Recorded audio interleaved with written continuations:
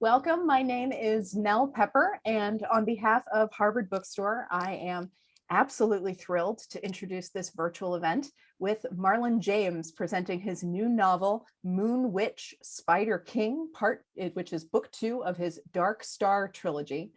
I hope you're all well and safe. Thank you so much for joining us virtually tonight. Through virtual events like tonight's, Harvard Bookstore continues to bring authors and their work to our community and to our new digital community. Every week we host events here on our Zoom account, and upcoming virtual events include Grace Lavery in conversation with Tori Bedford and Sarah Manguzo in conversation with Julie Oranger. Please check out the event schedule on our website at harvard.com. And while you're there, you can sign up for our email newsletter for more updates and to browse our bookshelves from home. This evening's conversation will conclude with some time for your questions. If you have a question for us at any time during the talk tonight, please click on the Q&A button on your screen and we will get through as many of your questions as time allows.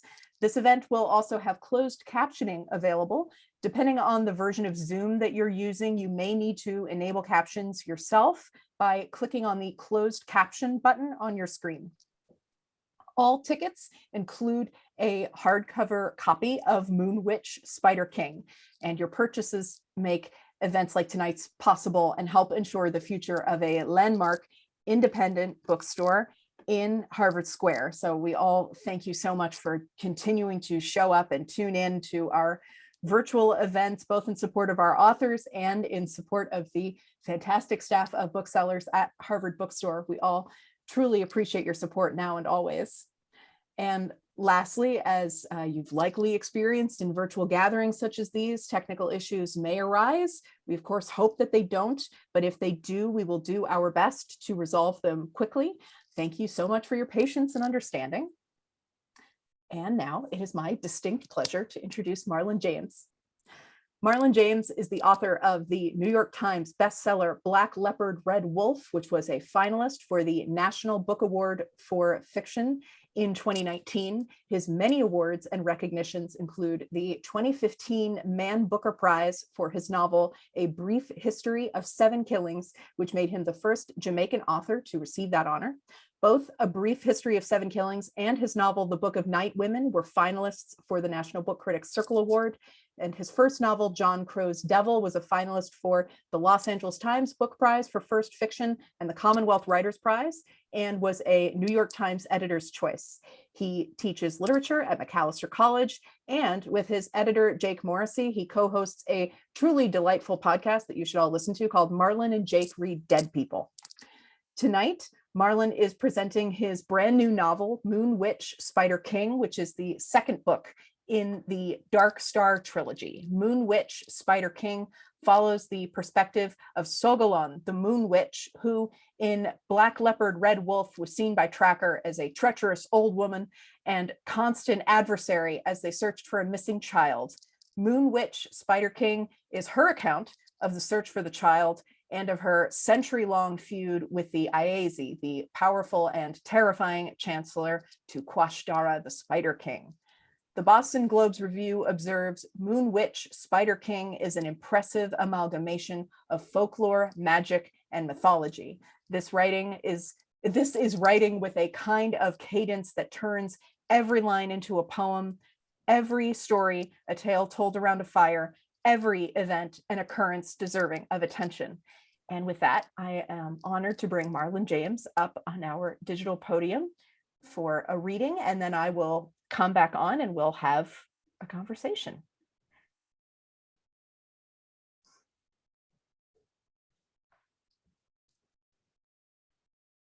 All right, and you can take it away. Hey guys, thanks for coming out virtually on this Monday evening, going into a Monday night. And thanks for having me so much at Harvard Bookstore. It's there's no substitute for being there in person, but I'm glad that this happens, and I'm glad that we can still talk about books and argue about books and fight about books and celebrate books. So I'm going to read a section from Moon Witch, Spider King. It's pretty much actually the section where she gets the name Moon Witch. And At this point in the novel, Soglan has been, Soglan has gone through, she has lived a few lives already. And at this point, she lives in a jungle and pretty much has sort of, forsworn human contact and just, people, she's over it. And she ends up developing this kind of mission um, where people find out that if a woman wants to seek justice, or if a woman wants to be found, or if somebody needs help that they can't get in society, there is this woman in the jungle that you could find, and you have to, you have to search and find her, but she will help you, and she'll help for things that other people won't help for. And this is a section of when she kind of starts to develop this renown.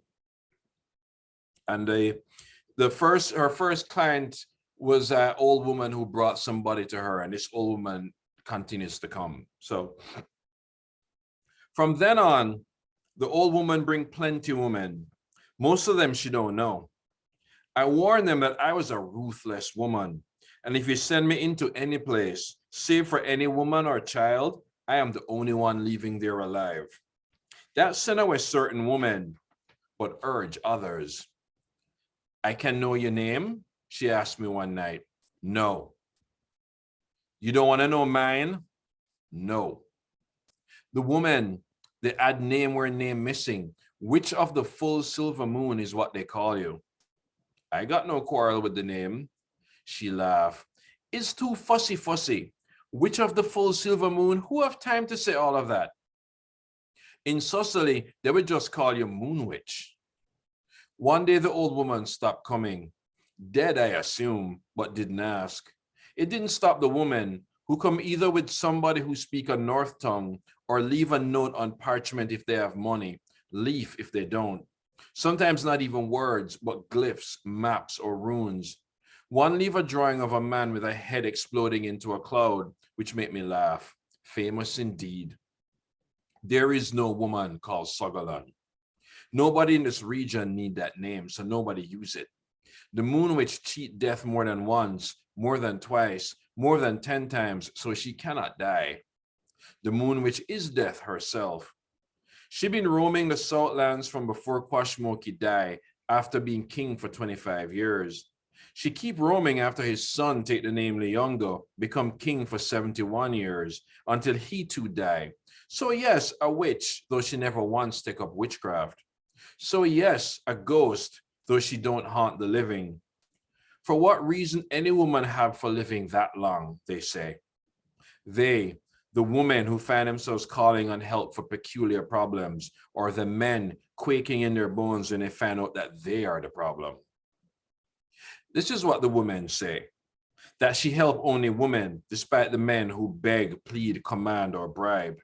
Each one reach one who tell another who claim to know her, or at least where in a sunk city you can leave a message that she will get. Those who cannot leave a note whisper their desire and leave a down payment in silver.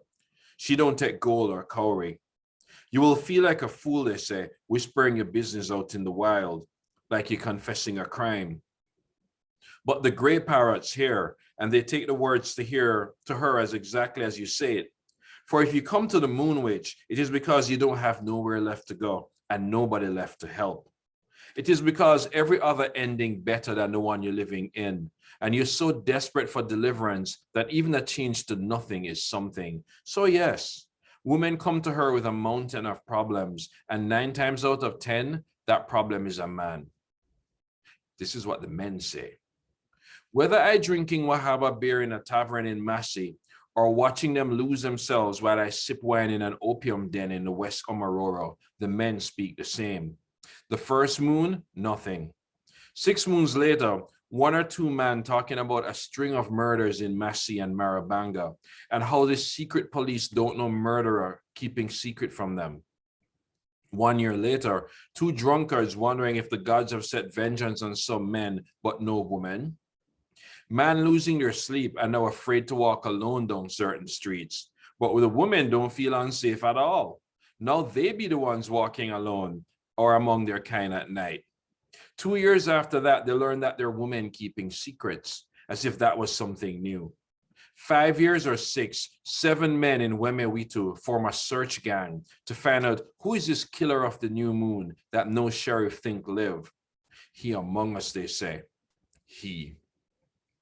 8 years in, and it turned into song and joke, how some evil spirit or monstrous beast roaming the streets and the country roads and the hillsides, and it is a tokoloshe grown too big, or an eloko who learned to be crafty. It tempt me to take piece of their bodies just so they can ponder what creature is this that take that as a trophy. It take 10 and 1 years for any man to notice that the woman know. When a man say that to me, I ask him if that mean it take him 10 years to finally listen to his woman. Oh, she never said nothing to me, he say. Certain men start to see that the woman knows something, or they know too little. Not that, care too little. For the prime desire of a woman must be for the safety of her man.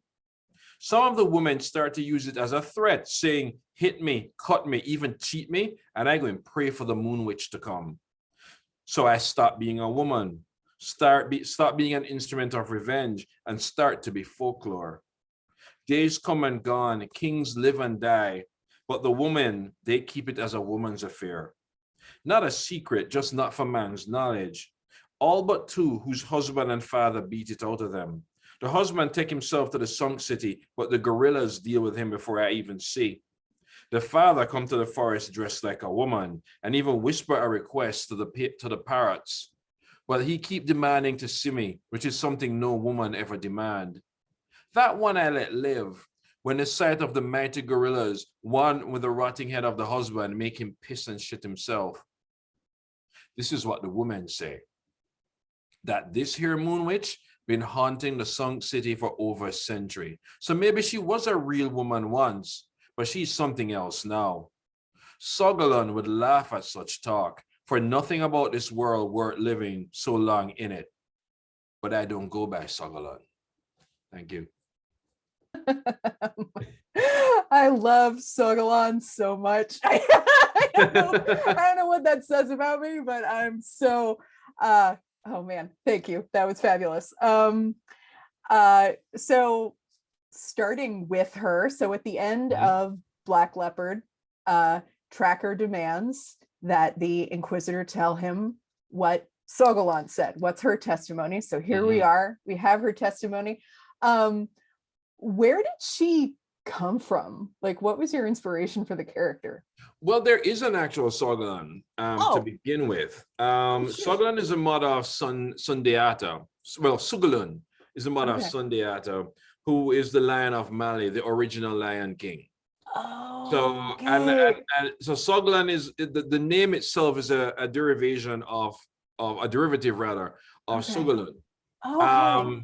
But Sanyo is going to use the name, but Sogolon, you know,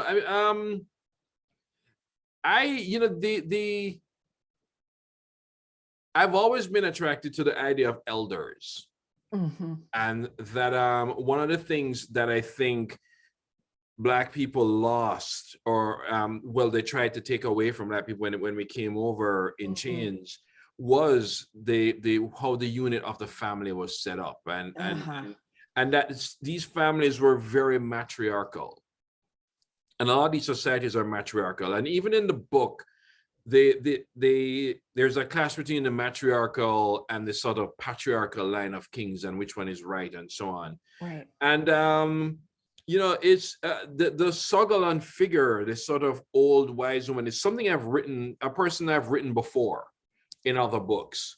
But they're always sort of what they are, the wise old woman who supports other people or sometimes undercut them. And I always wanted to go back to that person and take them outside of what's just a type or an allegory. Not that they were stereotypes, but that we only read them in a certain way. Tracker has nothing good to say about Sogolon, but he still looks at her as a sort of, the wise old witch type. And I was just very curious about what was the life of this person. Tracker says she's like over 300 years old, which is in itself just a sexist statement.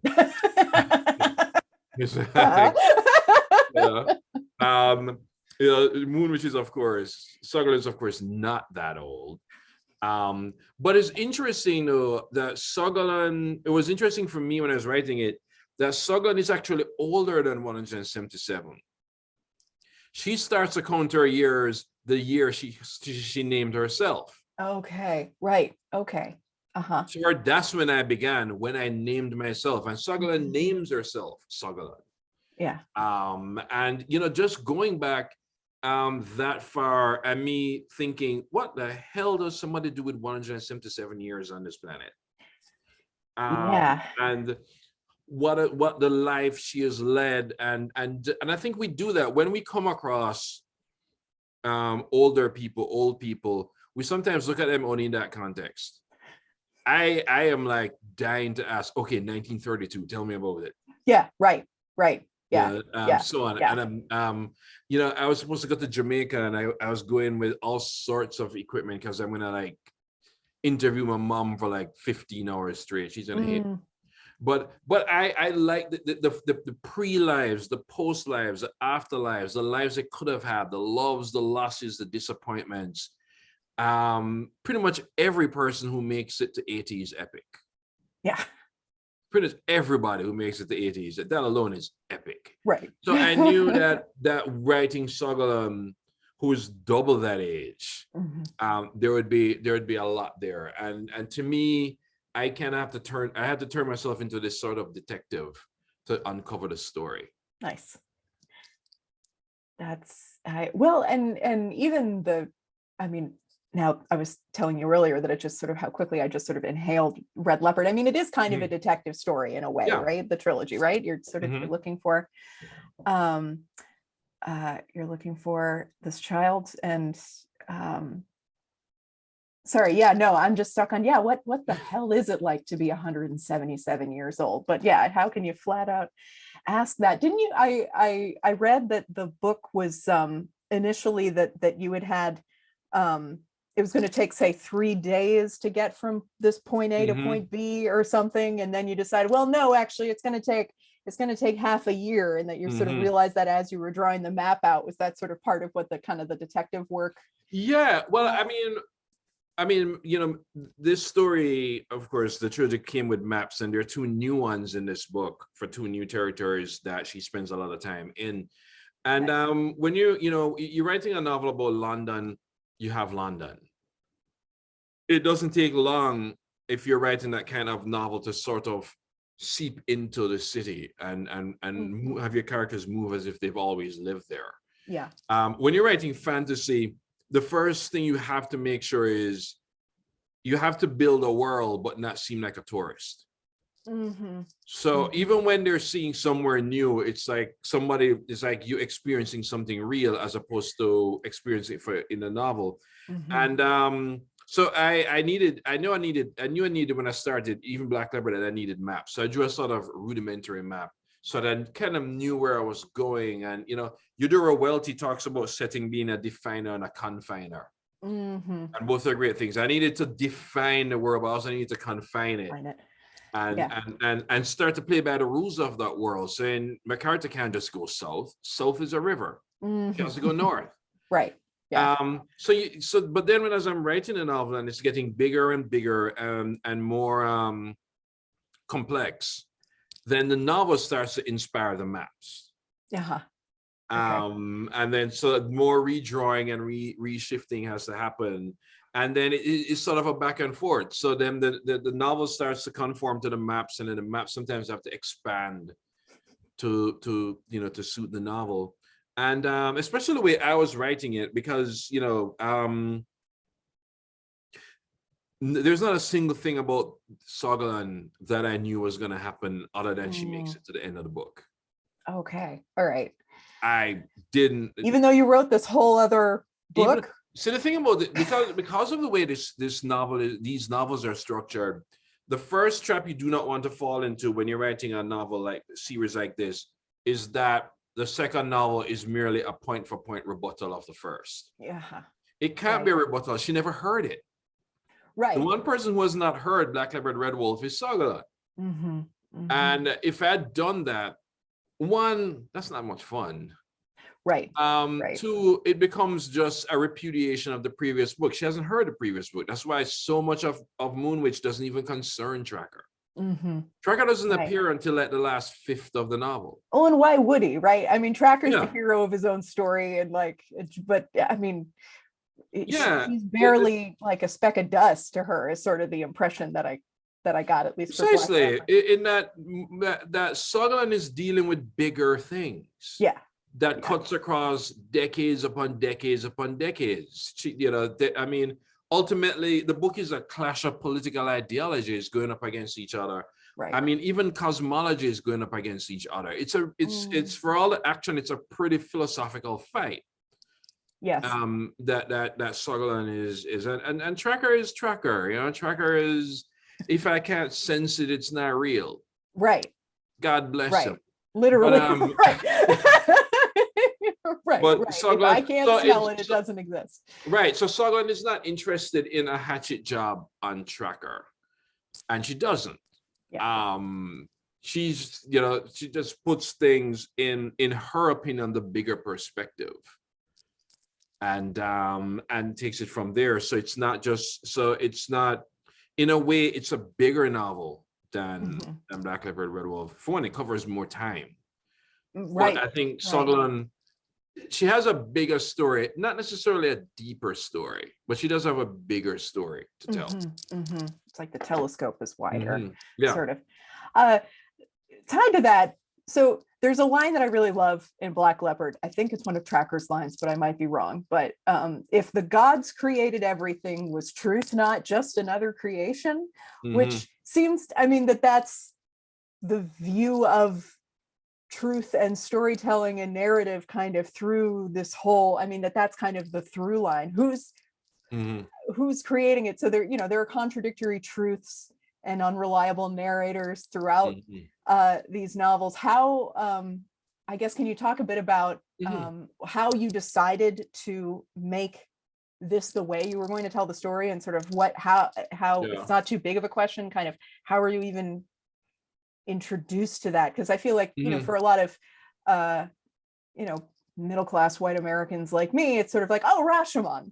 But like, as you said, this has been going on for a lot longer than Kurosawa. So, I mean, like, could you talk to that a bit? That said, Rashomon was one of the big formative influences on this series. And I rewatched it. One of my few, when I get the rare opportunity to not talk about books, I gave a talk on Rashomon, actually.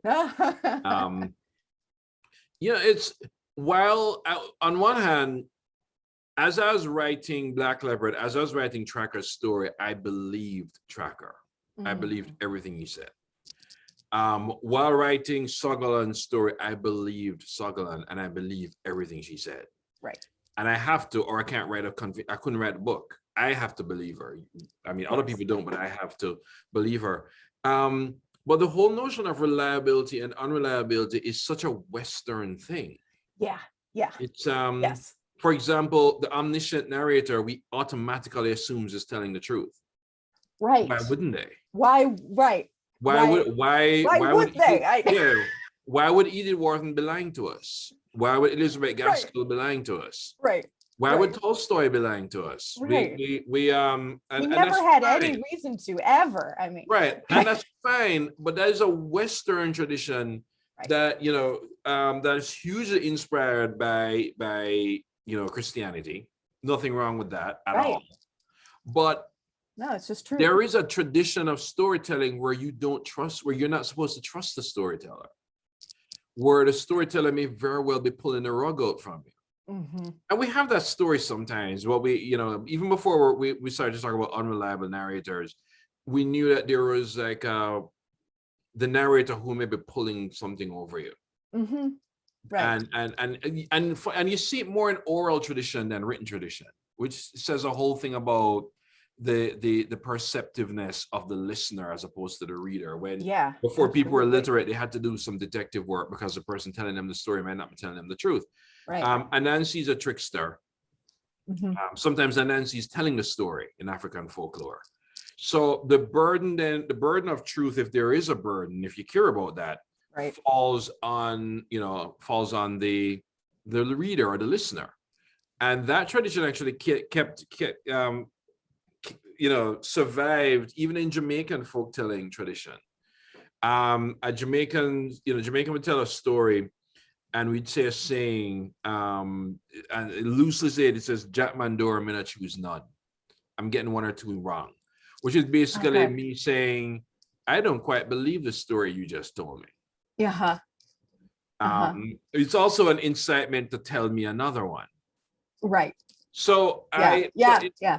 So part of that was with this trilogy was me, throwing the burden of truth believing onto the reader. Like, there's not going to be a fourth volume where somebody goes, what really happened was. Thank God. Yeah. No, and how tiresome would that be? But I think people then have to do one of two things: either choose who's telling the truth, or realize in their own way they're all telling the truth. Right. Even the phrase, you spoke to this really already, but even the phrase unreliable narrator, right. It's assuming that there is any one objective narrator who's reliable. And I said I did do a new upcoming podcast with Jake called Unreliable Narrator, so check out for it. Okay, Shameless very plug. Good. Excellent. Okay, good. Yeah, no, I'm glad. I'm glad that the podcast is coming back, because again, folks listening, if you haven't listened, it truly is a delight. So, and tied with, sorry, I'm sort of stumbling over my words a little bit. So you have this sort of the idea of the unreliable narrator, and that's, that you're kind of thankfully breaking apart. And also there's this phrase that's kind of bandied about with this series about it, the narrative being non-linear, right? And that instead of a trilogy with these 3 consecutive stories, you have the same story, but told in 3 different ways through 3 different characters. I'm curious about how you decided to structure the trilogy this way, because to me, it sort of seems a little bit like, as the reader, you took the structure of A Brief History of 7 Killings and then kind of stretched it out on a taffy machine. And I don't know, like, did Brief History kind of show you how to write this trilogy in a way? Kind of. A.S. Byatt said this thing years ago that I really believe. She says, every book you write prepares you for the next book. And I've seen that play out in really, really strange ways. Like, my first novel prepared me to write a novel in slave dialect, which was my second. And my second novel led me to trust voice to tell a story, which was Brief History. And then Brief History made me let go of the whole idea of what a novel should be or what it should sound like.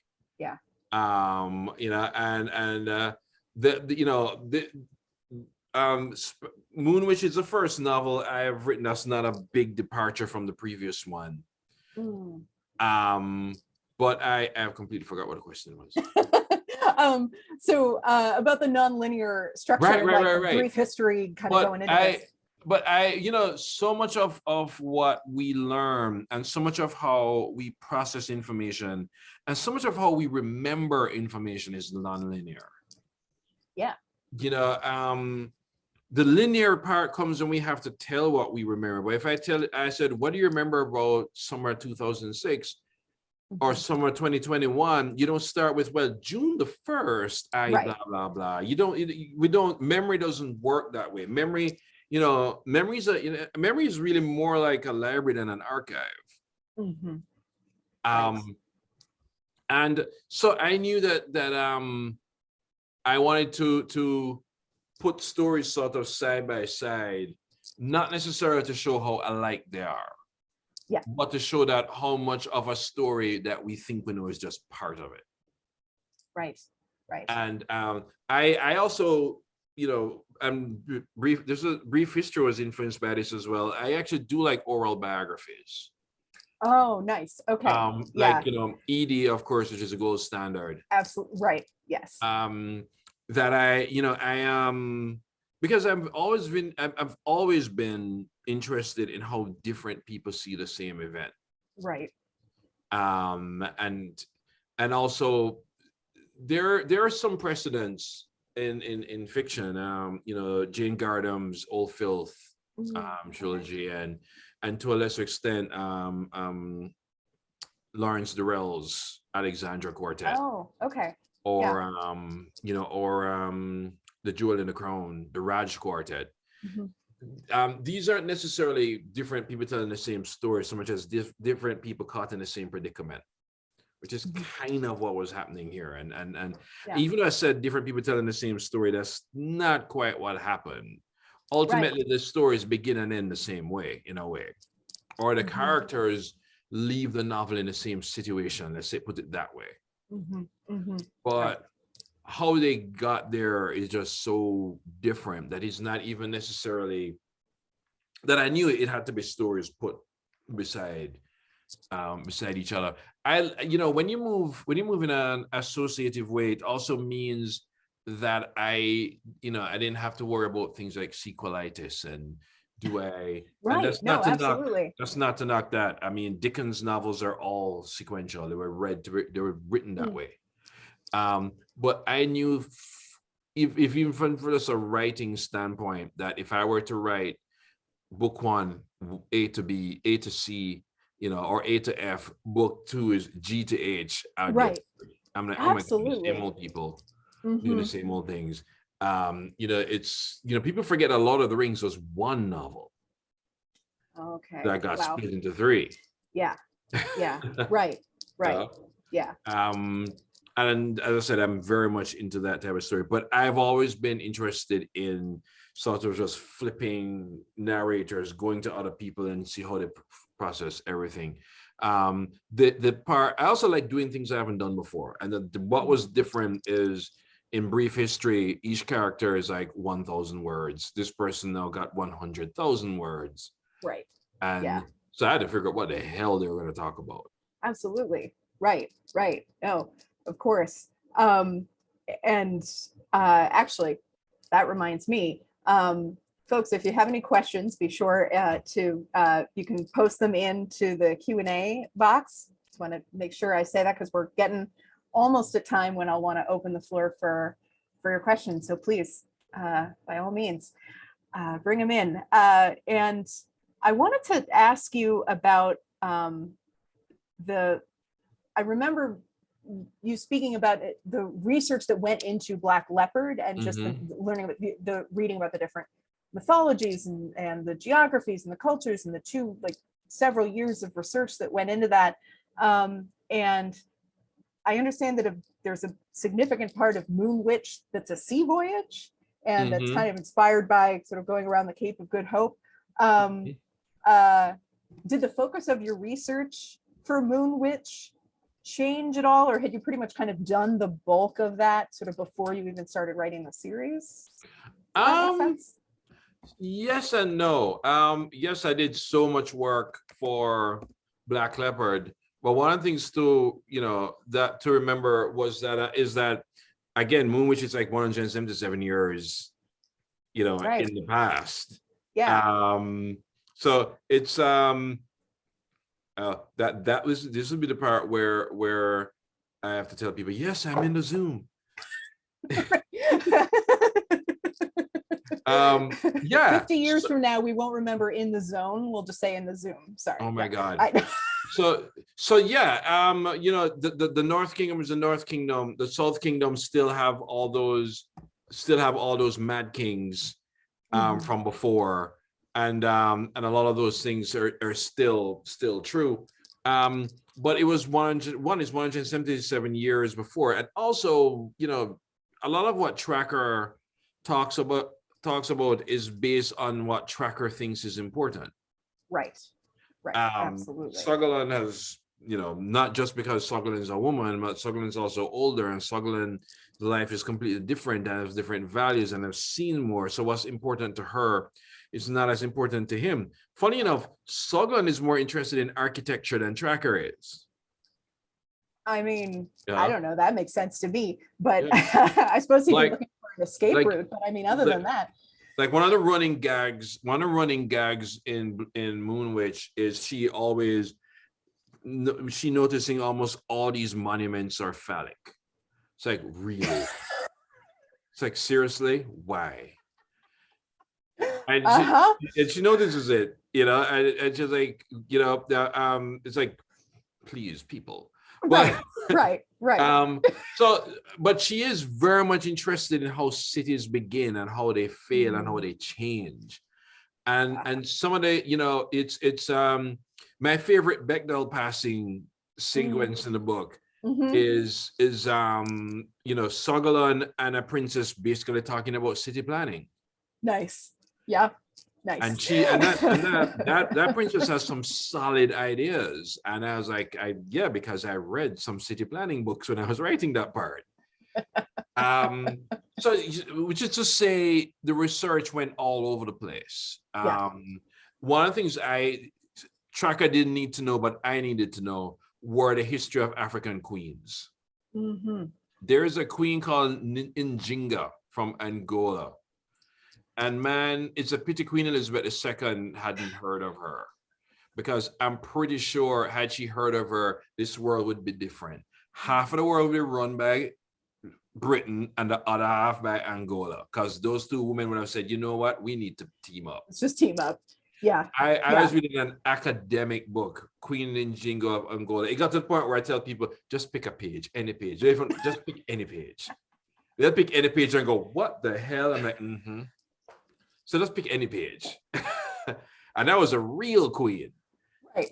I'm surprised if I read a historical novel, my own Wolf Hall based on her.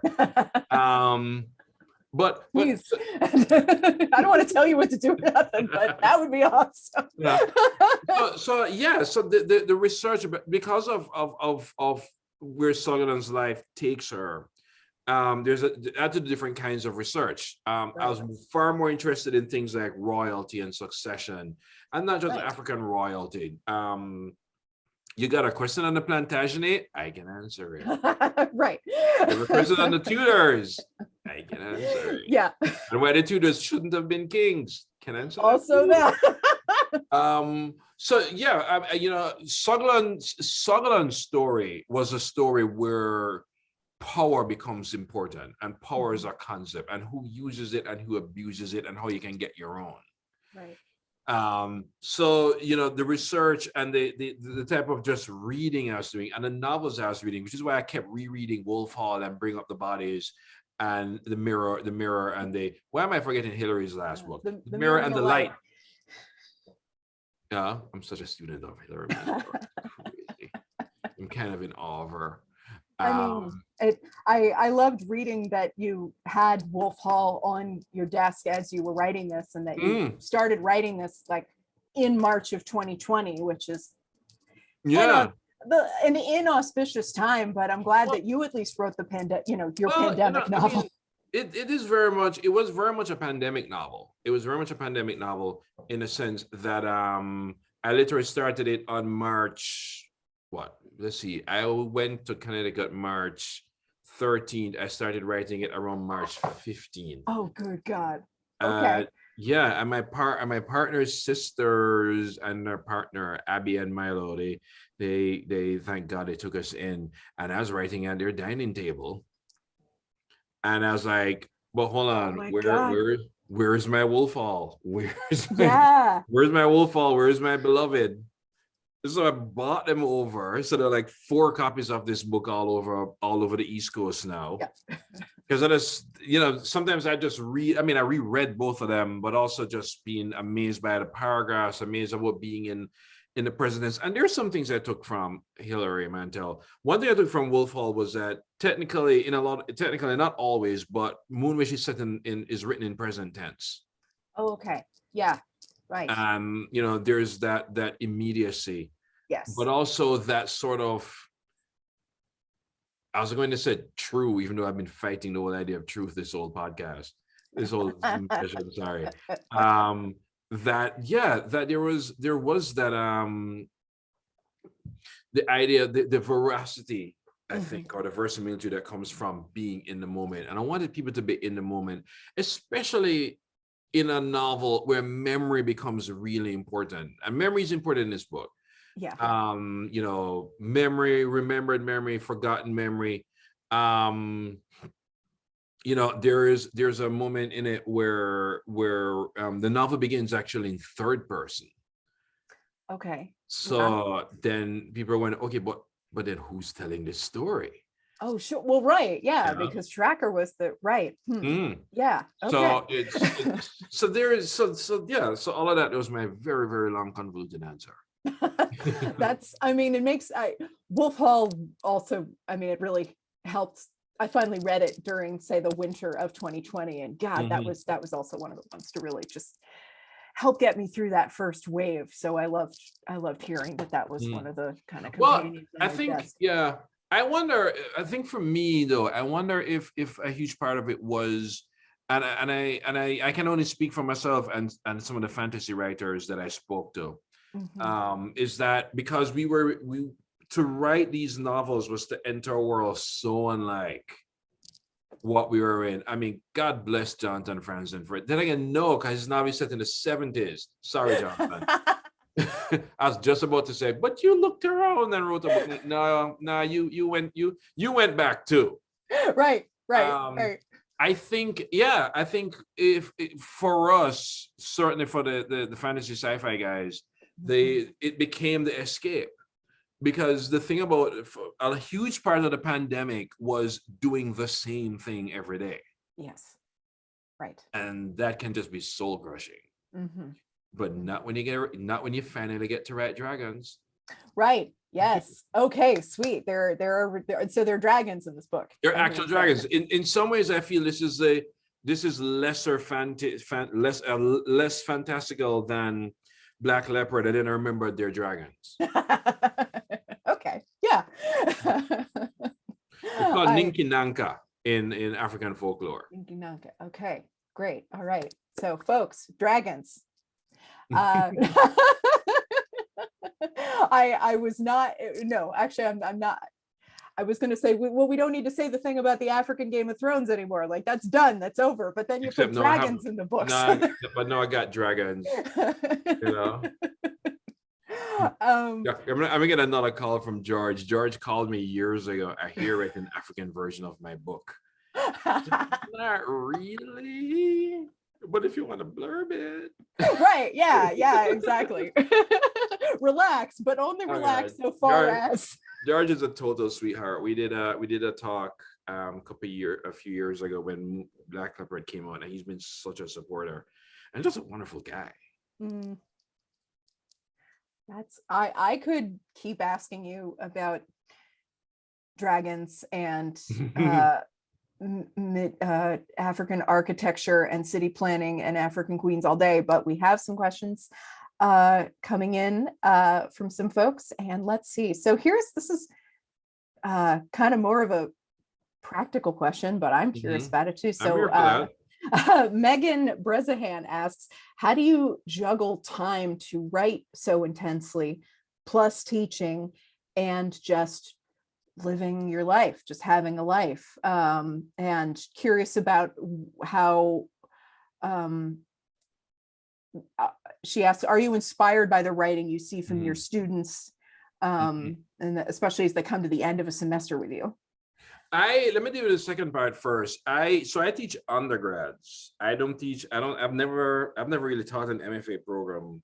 Not that I have anything about against MFA programs, but I like getting students when even the whole idea of writing is wide open. Mm-hmm. So when I get my students, they haven't even thought about genre yet.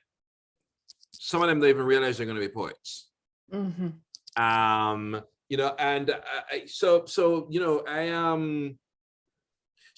you know, when I get, they have such a sense of wide openness that I have to remind myself, if I'm going to write fiction, it has to be that wide open. There's no narrowness Mm-hmm. when it comes to fiction. There's no should Right. when it comes to fiction, and they remind me of that. And then there are very specific things that they'll do.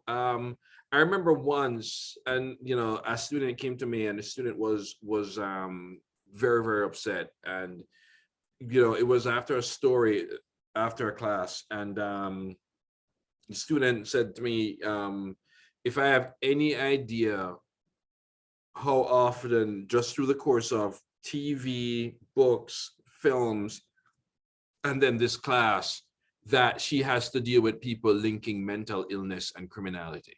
Ooh. I never thought about it. Mm-hmm. The psycho killer. Right. Why did he do that? He must be crazy. Right. Blah blah blah. Says constantly. Yeah. And she and He had mental health issues. Right. And the students said, listen, most people with mental health, even with really crucial mental health issues, are just trying to get through the day. Yeah. Yeah. If they're harmed to anybody, it's usually themselves, and it never, 9 times out of 10, it doesn't come to that. So that was a huge moment for me, because I never thought about the maniac serial killer and the maniac rapist and the maniac blah blah blah. No, I don't tolerate that crap in my class, because I'm like, no, go deeper. Right. And that's not how mental illness works. Yeah. So that is a very specific way in which my students inspire me. I have completely forgotten the first part of this question. It was basically this, just how do you do it all at the same time? Yeah. It's hard. It is hard. I think you have to learn. I had to learn to steal time. My friend Nancy McKinley, she gets up really early in the morning and drives to the Kmart parking lot. Oh, wow. Just to have no. I don't know if she still does that. She probably forgets she told us the story. But she goes, yeah, and she writes. She writes in the parking lot, and then she'll drive back home when everybody else is just like getting up. But I think, you have to steal time, but you also have to you also have to sort of respect the time. And what do I mean by that? I mean, sitting down in front of your computer, staring at it, and nothing happens is still a writing day. Okay. All right. You spent you're still thinking about it, but you didn't write a word. That's still a writing day. You wrote 5 pages and it's going in the bin. That's a writing day. Yeah. And realize that you are writing. I love when somebody sent a letter to Roxanne Gay and said they're a late blooming writer, and said, you're not late blooming. You're not late blooming. You're already blooming. Nice. Forget this late business. There's no such thing as a late bloom. Yeah. You're already blooming. So yeah, I think for me, I had to steal time, because you're right. I still teach undergrads, and they think my day is 36 hours, but theirs is 11. Right. So, right. And it's completely devoted to their. So I think so it's sort of setting a time. Some writers are, flinch at hearing the whole routine, but I do believe in routine. And that same teacher, by the way, Nancy McKinley, was the one who taught me, if you set a routine, the muses will show up. Right. Yeah. Yeah. It's if you're already there for it, it's not, that I've heard you talk about that it's not just, if you're just sort of if you're just waiting for inspiration, but then not actually working, then you're not actually, it's not actually a writing day. Yeah. We have an anonymous attendee asking, how has writing fantasy challenged you in unexpected ways? Oh God, that was man, that basically the end. That's a short version of this entire interview. Yeah, fair. It did nothing but challenge me. It did nothing but challenge me in unexpected ways. This is what fantasy is supposed to do. Right. Because if it's not challenging in unexpected ways, you might be writing reality. Well, true, right? Or are you writing? It's sort of, if it's expected, it's already there, right? But I think it's very easy to sort of spin your wheels. And sometimes when you're a world builder, which I do, which I of course do, it sometimes it's very easy to sort of just let the world building do the work.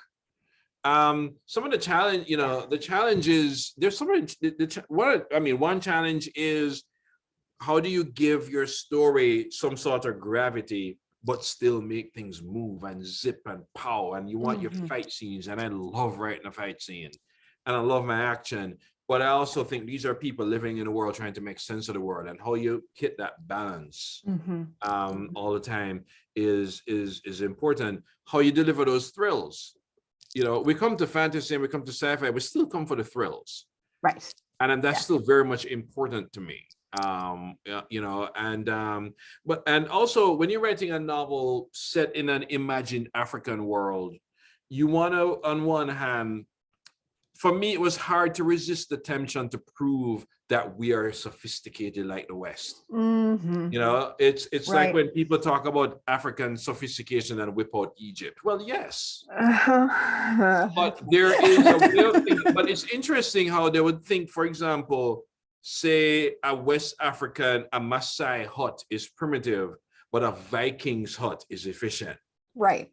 It's Right. the same hut. It's Yeah. the same wattle and daub. It's Yeah. same straw and mud. It's the It's same. the same thing. Yeah. So Yeah. on. So I had to also not write with Western eyes, but trying to prove how advanced the society was the Western idea of advanced. Mm-hmm. The first time I read Doggone Cosmology blew my mind. Mm. People forget, most of the so-called primitive peoples of this planet knew the world was round a few millennia before Europeans did. Yeah. Everybody knew the world was round. The Mayans, the Aztec, the Mayans, the Toltec all knew a year was 365 days. Right. Right. I think the Mayan calendar didn't even need a leap year. I might be wrong about that, but I think. Yeah. So it was remembering. It was not to fall into the, how do I make this Western compatible advance so much as throw out that whole thing. Yeah. Absolutely. Mm. Oh man. I mean, thank God. I also really appreciate that these books are so, I mean, it's fantasy, but it is lived in, as you've been saying. I mean, I can kind of flinch a little bit from the, hell, made up name from made up place. And then it's a paragraph of their family tree. Anyway, I don't know. I just, I'm glad that you're building a world, but it's also it's clear that everyone kind of has their own, they're living their life. It's not. Well, yeah, because it's fantasy for me and it's fantasy for the reader. It's not fantasy for the people in the book. Yeah, exactly. Right. And right. They live there. Yeah, I mean, certain parts, Sogolon is not wondering about the fantastical, existence. She's like, oh my God, who am I going to cook for tonight? Especially in her household. Right. What alert? She has a household at some point, people. Okay. When I was just going to kind of nod past that when you said household, it's like, that's new, but yeah, okay. What alert. I'm not even going to mention what that means, but. And we have a couple of questions that I'm going to combine from Harrison, who asks, who are some contemporary writers that you love reading now? And he says, who are some African writers that we must read? I'm going to, but also contemporary writers from that vast continent. Basically, who are you liking to read right now? Who's current? Well, the people I reread the most were Bessie Head. And Bessie Head interests me because Toni Morrison is the goddess of my life. Yes. And at some point, I want to read what she read. Yes. And she talks a lot about Bessie Head and how reading African literature changed the ground zero or the origin of where she could look for in literature. And I read Bessie Head too. Where Clouds Gather is a fantastic novel.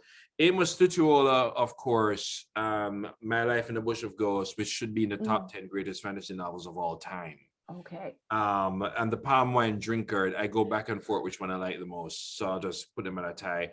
There have been some nice reissues of paperbacks of his other books, and I recommend almost all of them. Kamara Laye wrote an interesting version of The Lion King, of Sanjara. And why am I blanking on it since I only read it a few months ago? Kamara is gonna hurt you. And he also wrote The Radiance of the King, which is one of my favorite novels. Yeah. It does what you think. It goes right into the heart of imperial European. I'm gonna conquer and explore Africa. Yeah. And he just exposes that for the sham it is. Contemporary writers. So I'm really digging. Her book is not out yet. Elosa Osunde, who wrote a fantastic novel called Vagabonds. It's coming out, I think, in March. Okay. And usually people find me and ask me to blurb a book. I found her. Like, you have got to get me to. I've got to blurb this book. So it's like I was cursing people out. How come you never gave me this book? I think it's a fantastic novel. I think it's a brand new turn for African literature.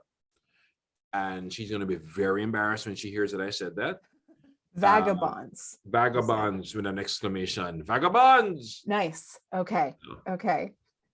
Well, we're about at time. I wanted to sneak in one last question, which is, I was curious what music you were listening to as you were working on this book, because I remember you talking about, I think it's Spanish Key, but at least Bitches Brew as you were writing Black Leopard. Was there kind of was there sort of a similar sort of a go-to record? Oh, loads and loads and loads of Alice Coltrane. No, okay, that makes sense. Loads of Alice Coltrane. And even when I was listening to Joe Henderson, it was Joe Henderson and Alice Coltrane. An album called Elements. I cannot think of a greater record to write to, because they're 4 suites, air, wind, fire, water. And Alice Coltrane is playing, I think she's playing both piano and harp. Oh, wow. Okay. And the drone is probably her as well. You know, and I was listening to that. Journey into Sachinada. I got that, I pronounced that wrong. Her devotional music, I was really into that. I was listening to this contemporary artist called Lorraine, L''Rain, and I thought that was the best record of 2021. Okay. And it's there are parts where it gets super abstract, and every abstract piece is a hook, and I don't know how she did it. What is it sort of jazz-ish? No, or it's sort of electronica, R&B, cool. kind of an alternative, very sort of alternative soul. It sometimes sounds like she's breaking soul apart into pieces and putting them back together. And that's what I'm saying. Usually when you describe music like that, it sounds like it's hard listening. And it's like, it's in pieces, but every piece is a hook. It's like, wow. Okay. And Lorraine, L''. Okay. I was doing that, and a lot of side twos of David Bowie records. Like side 2 of Low and side 2 of Heroes, the instrumental sides. Right. Okay. Sure. I could see that. I could see, the instrumental side of Low going along with this book. And Tony Allen, actually, especially his solo stuff. The stuff with Fela is great, but Tony Allen has a fantastic catalog in his own right. And sometimes, because I like writing to rhythm, sometimes I feel like I catch on to it and writing something. So lots of Tony Allen. Yeah. Thank you so much.